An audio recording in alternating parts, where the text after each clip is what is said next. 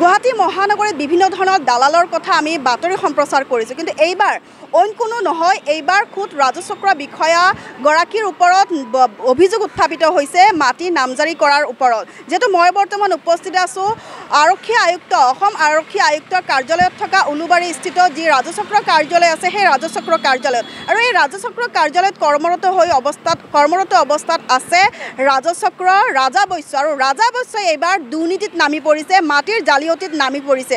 এয়া আমাৰ অভিযোগ নহয়, এয়া অভিযোগকাৰীয়ে আমাক এই কথাটো উত্থাপন কৰিছে, এই কথাটো আমাক জনাইছে। যেহেতু মেছেজ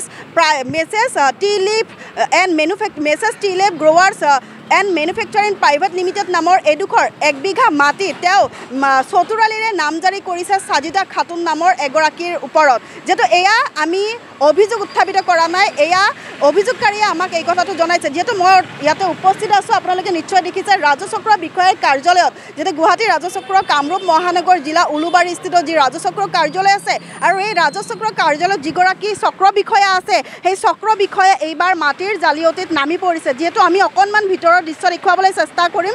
যেহেতু এয়া হৈছে ৰাজা বৈশ্যত কৰ্মৰত অৱস্থাত থকা যি ৰাজচক্ৰ বিষয়া কাৰ্যালয়, আৰু এই ৰাজচক্ৰ বিষয়া কাৰ্যালয়ত থকা যিগৰাকী লাটমণ্ডল আৰু লগতে যিগৰাকী চক্ৰ বিষয়া আছে, আৰু চক্ৰ বিষয়া এইবাৰ নামি পৰিছে মাটিৰ দালালিত। যিহেতু আমি আগতেও আপোনালোকক এই আমাৰ এনি ভাৰত 24ত বাতৰি সম্প্ৰচাৰ কৰিছোঁ যে চৰকাৰী বিষয়াই নামিছে মাটিৰ দালালিত, আৰু গুৱাহাটীৰ ৰাজচক্ৰ বিষয়া ৰাজা বৈশ্যৰ বিৰুদ্ধে গুৰুতৰ অভিযোগ উত্থাপিত হৈছে। আৰু ভূমাফিয়াৰ নেতৃত্বত ৰাজ্যত অবাধে মাটিৰ জালিয়াতি হোৱাৰ নানান খবৰ আপোনালোকে নিশ্চয় দেখিছে, কিন্তু এতিয়া আপোনালোকে দেখা পাব যে নিজে ৰাজচক্ৰ বিষয়াৰ কাৰ্যালয়ত কৰ্মৰত অৱস্থাত থাকি তেওঁ এনেদৰে অবাধে লুণ্ঠন কৰি গৈছে, অবাধে জালিয়াতি কৰি গৈছে। যিহেতু Messrs Tea Leaf Growers and Manufacturing Private Limited নামৰ এডোখৰ মাটি, সেইডোখৰ মাটি চতুৰালিৰে নামজাৰি কৰিছে সাজিদা খাতুন নামৰ এগৰাকীৰ নামত, আৰু এনেদৰে বিভিন্ন তেওঁৰ ওপৰত অভিযোগ আছে। তাৰে এয়া হৈছে এয়া অভিযোগ, আৰু এই অভিযোগৰ ভিত্তিত যিহেতু আমি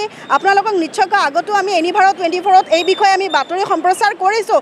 তাৰপিছতো এই যে Messrs Tea Leaf Growers and Manufacturing Private Limited নামৰ এই যে মাটিখিনি আছে, এই মাটিখিনি চতুৰালিৰে নামজাৰি কৰিছে সাজিদা খাতুনৰ নামত, আৰু এয়া যিহেতু নজৰুল ইছলামৰ নামতো মাটি নামজাৰি কৰিছে 4 কঠা 12 লেচা ভূমি। এয়া বহুতো ইয়াতে অভিযোগ উত্থাপিত হৈছে, আৰু অভিযোগৰ ভিত্তিত এনেদৰে আমি বাতৰি সম্প্ৰচাৰ কৰিছোঁ। যিহেতু আমাৰ তাত তথ্য আছে, যিগৰাকী অভিযোগকাৰীয়ে আমাক তথ্য দিছে, আৰু তথ্য সহকাৰে আমি এয়া ফাদিল কৰিছোঁ বা এনি ভাৰত 24ত আমি আগতে সম্প্ৰচাৰ কৰিছোঁ। কিন্তু এতিয়াও যি লাটমণ্ডল মিথুন পাটোৱাৰীৰ লগত এক ধৰণৰ মিথুন পাটোৱাৰী আছে, লগতে যি ৰাজচক্ৰ বিষয়া ৰাজা বৈশ্য আছে, দুয়ো মিলি এক ধৰণৰ লুণ্ঠন কৰি গৈছে। আৰু এয়া এটা অভিযোগ নহয়, বহু অভিযোগ আছে, আৰু বহু অভিযোগৰ ভিত্তিত এয়া হৈছে প্ৰথম।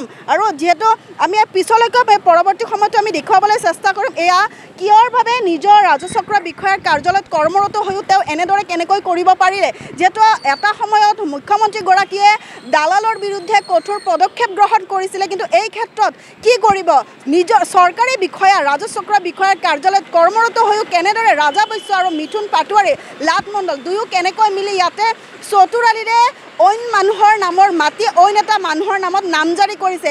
এয়া ৰাজচক্ৰ বিষয়াৰ কাম নেকি? তেওঁ ইয়াতে কৰ্মৰত অৱস্থাত থাকি তেওঁৰ যি ক্ষমতা, সেই ক্ষমতাৰ অপব্যৱহাৰ কৰা দেখিবলৈ পোৱা গৈছে। আমি পৰৱৰ্তী সময়ত দেখুৱাম যে আচলতে চৰকাৰে মুখ্যমন্ত্ৰী হিমন্ত বিশ্ব শৰ্মাই দালালৰ বিৰুদ্ধে যেনেদৰে কঠোৰ হৈ পৰিছে। যিহেতু আমি তথ্য সহকাৰে এনি ভাৰত 24ৰ বাতৰি সম্প্ৰচাৰ কৰিছিলোঁ এওঁৰ বিৰুদ্ধে, আৰু এই ক্ষেত্ৰত মন্ত্ৰীগৰাকীয়ে পৰৱৰ্তী সময়ত কি ব্যৱস্থা গ্ৰহণ কৰিব সেয়া আমি পৰৱৰ্তী সময়ত দেখুৱাবলৈ চেষ্টা কৰিম।